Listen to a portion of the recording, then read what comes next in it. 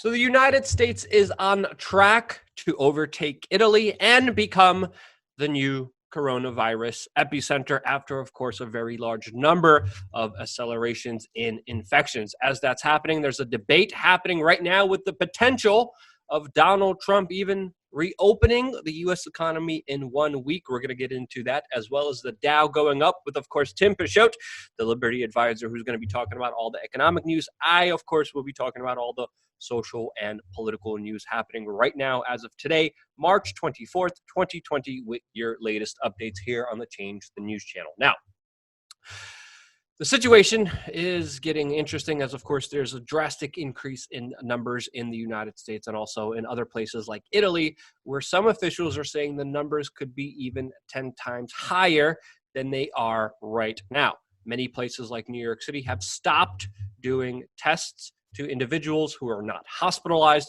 And of course, many people expect the numbers to be a lot higher than they are right now. And with all of this happening, Donald Trump is announcing that in 1 week time, at the end of this 15-day lockdown, we could essentially be back to work. He's saying that he might even defy doctors' orders because he is saying that he doesn't want the cure to be worse than the problem itself. For me, this is a very dangerous gambit. This is a very dangerous gamble. And I'll express to you why I feel not so optimistic about this later on. But we have other comments like this coming from the Texas lieutenant governor, who's saying senior citizens would rather die than see their country's economy ruined for their grandchildren. Tim, I know you want to make a comment about Social Security, but we'll get into that in just a little bit. But to understand Trump's argument here, which we should listen and understand fully, ultimately what Trump is talking about is a trade-off. Since, of course, there is massive economic ramifications with this latest crisis.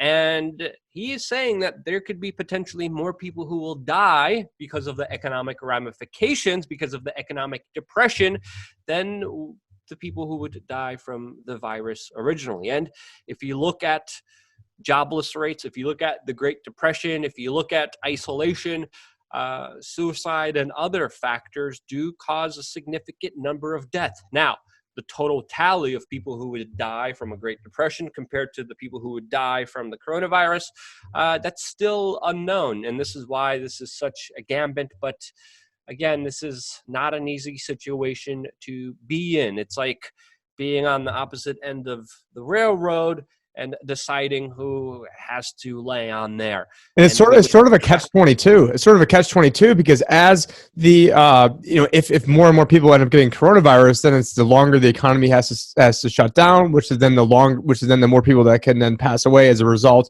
of all of the economic everything that's going on. Because I mean, the average person out there has no money. The average corporation out there blew everything on stock buybacks. This is a terrible situation to be in. And one of the reasons why I was saying all along that that this is not the greatest economy ever. This is not the strongest economy ever. I had all those charts shown in my presentation this past year at Acapulco, laying all those details out. The average 55 to 65-year-old only has 60% of them have less than 100 grand saved. So, okay, great. There's $4,000 a year of income you have off of that. And that was 100 grand saved off of a couple months ago before everything went down. So now, great. You've got 60 or 70 or maybe 80 grand saved. Okay. And, you're looking at $15,000 a year of Social Security. How is the average senior citizen going to get by on $20,000 a year? This is not the greatest economy. It's all been propped up. And sorry about that, Luke. Yeah, no, you're totally fine. Feel free to, intervene whenever you want to. But me, you, and John Sneisen, an economic historian, got into the larger economic ramifications, even if everything would go great, in another video on this channel. So make sure if you want the economic analysis of this, you check out the previous video on this channel. But again, there's a lot of criticism, and this could go either way. Trump could be right, he could be wrong. But for right now, there's a lot of unknowns. He's getting slammed by people like New York Governor Cuomo that previously praised him. And he's pretty much saying, quote, "You choose who dies." And essentially, that's an extremely very difficult call to make, and we're still waiting for a lot of data to come in. But the situation doesn't look that optimistic, with also the governor complaining that only 400 ventilators were sent to New York when they need 30,000. Of course, Donald Trump just answered back and said that the New York government never issued an order 2 years ago for these ventilators and that there's a shortage. And obviously, it's a very difficult situation all around. But again, a situation where the government is stepping in very aggressively economically, like we're going to talk to Tim in just a little bit, but also with police authority and authority over you. With the Attorney General, even yesterday, talking about how the FBI is coming after price gougers. It's coming after people who are hoarding toilet paper. And when you really look at the hoarders, they're absolutely petty, low-life criminals, but low on the totem pole compared to the theft happening right now at Wall Street. So priorities are definitely misconstrued. My favorite is the people hoarding Mountain Dew. He had a couple of us hoarding 552 cans of Mountain Dew. I mean, come on. I mean, I'm hoarding vitamin C and other things, and that people are hoarding absolute crap. I mean, which maybe that's why they need so much toilet paper. And Costco now is actually banning people from returning toilet paper and returning rice and other essentials. And if you went and stocked up 5 years worth of toilet paper, I guess you're SOL. No pun intended on that. And well, at least you'll have some toilet paper. But again, I personally don't think reopening and forcing everything open, I don't think it's going to pan out that well because there's still so many unknowns. We're still just getting all the information. And I think we should really, really, really take a close look at the data.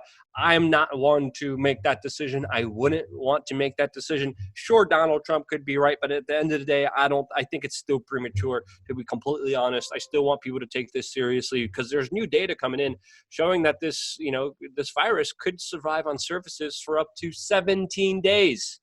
17 days. So the CDC are tracing this virus found in cabins on cruise ships more than 2 weeks after passengers left. So that's an incredibly long lifetime that this virus could live on surfaces. We're also finding out that high temperatures and humidity do slow down the spread of this virus, but they do not completely stop it. And again, a lot of information coming in, including from an Olympic swimmer that is in perfect health, in his young 30s, never smoked. Again, Olympian athlete swimmer, and he's describing getting this coronavirus as the worst thing that he has ever endured. He's talking about how going to the bathroom literally leaves him breathless and unable to breathe. So very severe ramifications. I mean, don't go around licking, public spaces like some idiots on TikTok are.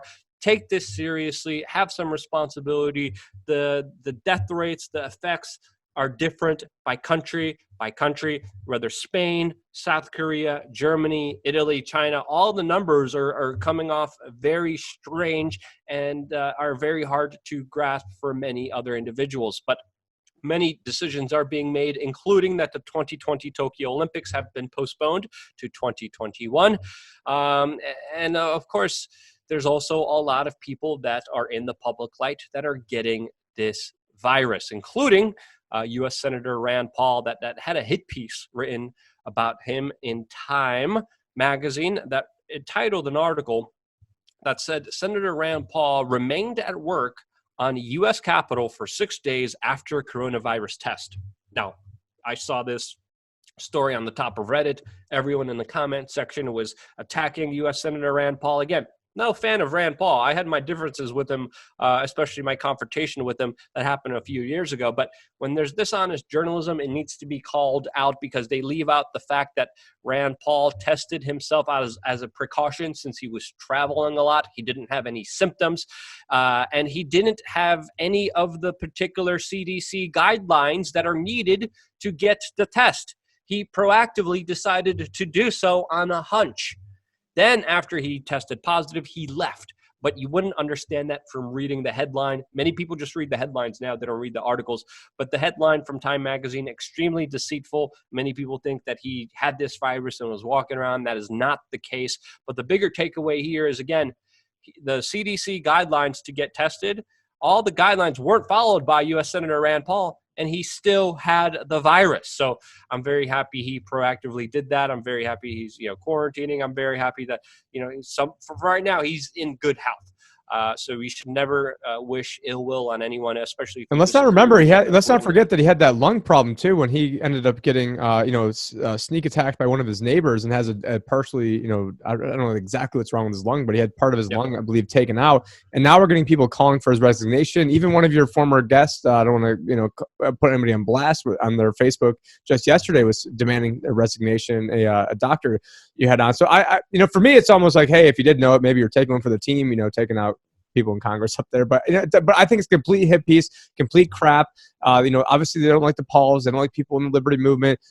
Within the greater liberty movement, there's obviously a lot of people that aren't big fans of Rand Paul, but they want to make it seem like he knew that, had a hunch that he had it, and then he was just walking around trying to infect people when that is not the case at all. And anyone could have it. I mean, any one of those senators. My senator here, Kirsten Sinema, she's calling for his resignation as well. And I think that the whole thing is just completely blown out of proportion. Yeah, it's absolutely ridiculous, and we got to know the facts here. And he proactively took the right steps and prevented a major disaster from coming through, and he's getting lynched for it by the media. I mean, you got to be freaking kidding me. So this is an important point to point out because, again, the media is doing what the media does, vying for power and authority. We try to give you a clear picture away from the propaganda, away from the disinformation, trying to give you a full perspective of everything that's happening with the latest updates. Yes, we have articles for the Daily Mail. Yes, we have mainstream media news articles, but we also fact check and source those articles to make sure that they are correct. And of course, when the information is verified with other sources, we then release it to you. Now, economic news is also very interesting, Tim, and I kind of wanted you to kind of take this because the Dow just, closed not so long ago, 600 points down, but right now it surged more than 1,500 points. A lot of people are seeing signs that are in the green. A lot of people are happy. A lot of people are optimistic, but what's the reality of that situation? Well, the reality is that we have a Fed-controlled market, and if we just take a look at just what the Federal Reserve has done, I made a quick bullet points. Usually I don't make any notes when I do this stuff, but there's so many little things that they've done, not little things, actually gigantic things. And just running down the list real quick here, just in the past 3 weeks, they've reduced rates down to zero. They've reduced the reserve requirement down to zero. And thank you for one of our listeners for actually sending me the details on that. There was three $500 billion 3-month term repos, so $1.5 trillion given to the banks there, $185 billion a day in QE, although yesterday I think it was only $100 billion. They're willing to provide unlimited support to the markets. They're buying mortgage-backed securities, treasuries. They're outright monetizing the debt, which is something they said that they would never do. They are buying municipal bonds. They're buying corporate bonds. They're using stocks as collateral. They're using other non-quote-unquote safe assets as collateral when they said that isn't supposed to be going on. The Financial Accounting Safety Board came out and said that basically that the banks should have different accounting rules so that way they can hide some of their losses. There's a 2-year blackout on knowing which banks are getting this repo money. There's a 6-month blackout on any of these bailout proposals. We've got talks of a digital dollar that was on the main We Are Change channel, and where we went through a lot of the things going on with that. And just remember, we went from having the Fed say that they could sell $50 billion of bonds a month to now buying $185 billion a day. That is quite the dichotomy to just go through basically at the turn of a dime. Now this article over here is really rich. We have Trump is finally happy with Powell. I called him today and I said, Jerome, good job. I'm happy with him. I think he's caught up and he's done the right thing. And I think ultimately he will be rewarded because of the decision he made he's really stepped up over the last week.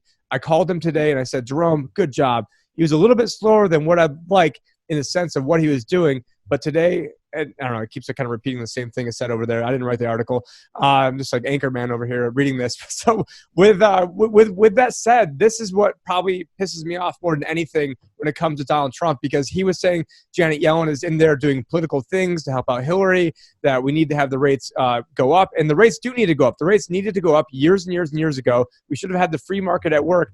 But the reason why they can't afford to have the rates go up is because of something called interest rate risk.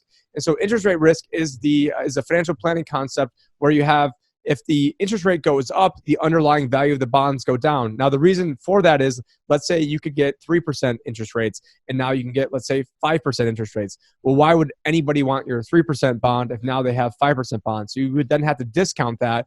And the mechanism by how they discount that is, let's say you have a 10-year duration bond, rates go up 1%, you've got $1 million, now your $1 million is now 900,000. Rates go up 2%, now you've got $780,000. Now imagine you're the U.S. government and you've got, $200 trillion of unfunded liabilities out there, or imagine you're the Fed and you've got a $5 trillion balance. I mean, so I'll say only, it's probably about $4.5 trillion balance sheet. Any raise in interest rates would actually decimate their balance sheet. Now, believe it or not, I actually had one of our congressmen out here a few years ago.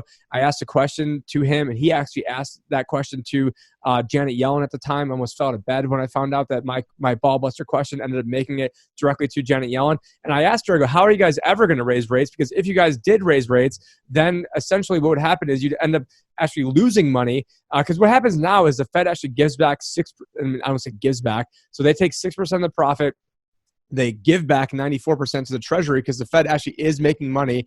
But, there is a situation to be said where, let's say they're paying out, 2% to the banks, but only collecting, let's say 1%, they would be losing money. And so my question was, are you going to send the Treasury a bill for what's going on? And she actually said my thesis was impossible. I mean, it's not impossible. It's what's going on. I mean, an alien attack is technically possible, and yet these people are completely clueless. It's the most probable example of what's going on. And you even got people at Goldman Sachs now saying that now is a good time to buy the currency of last resort, and that would be gold. My grandfather has a golden rule, and it's whoever has the gold makes the rules. And I think at some point that's going to be coming back into play here, as our current currency is turning into toilet paper. However, our currency is actually going to get stronger, and something I was saying that it's going to get stronger amidst all this is the cleanest shirt and dirty laundry. But as it gets stronger, that strength will eventually make it hard for other countries who are borrowing in dollars. It's going to make them harder to pay back those loans, and eventually that strength is going to lead to its weakness. And it's going to, just like everything's always the strongest. It's always when people are the most complacent. We had Donald Trump, pimping stocks on February 15th, talking about extra incentives to get people to buy stocks outside of their IRAs, outside of their 401ks, at the very, very top, the worst moment possible, max complacency. And the funny thing is that the stocks that represented 67% of all the earnings were actually the MAGA stocks. And what I mean by MAGA stocks is it was Microsoft, Amazon, Google, and Apple at the time represent 67% of all the S&P 500 earnings. But now is a good time to be looking at doing other things. I am a financial advisor. We can help people get gold into IRAs or other assets that aren't as traditional. Just quick shameless plug on that. But yeah, this is a completely engineered, fake, phony economy. It's been fake and phony the entire time. And I guess one other thing I wanted to interject that doesn't really have to do with the economy, but it is the Olympics, and we have an Olympic swimmer who is 100-meter breaststroke. That was actually my event in college, was 100-meter breaststroke. And in the fact that you've got somebody in this type of shape who now can't even walk around, this is actually starting to make me a little bit concerned, because and it's important that they did delay the Olympics, because you can't just go willy-nilly into this. As elite athletes, you actually have to, there's a lot of training that goes into, obviously there's a lot of training, but how you periodize your training, how you deliberately break your body down and get to the point where you can barely move, and then you try to get your body to peak. They call it a taper at the exact moment. So then that way you get this supercharge of energy, and it's very, very hard to hit this taper. And so, they have it in swimming. They have it, obviously, almost all sports have some form of taper. And so I am glad to see that they have at least given some, assurities to all these people that have worked, their butts off their entire life for this opportunity. And now, there is some, I guess, closure on that. And so that at least makes me happy, as a former swimmer. But, yeah, this is all a fake, phony economy, and it's I think that this is sort of like a crack up, dead cat bounce we're getting. But imagine all the news we've had to do in order to get this bounce. I rattled off all the things that the Fed has done, and we've seen, I don't say only going up 1,500 points, but last Wednesday the market went down 3,000 points. Okay, great, it's got half of what it did last Wednesday off the backs of the Fed saying they're going to go out and buy the entire world, Luke. Yeah, we just had to, initiate communism in order to see economic growth. And as I described the economy, it's pretty much a toothless crack whore on heroin. That's the perfect analogy to what the economy is, as you can see from the previous videos. Very important videos we did today on the main channel, on the backup channel. Definitely checking them out. And yeah, a lot of people are taking this seriously.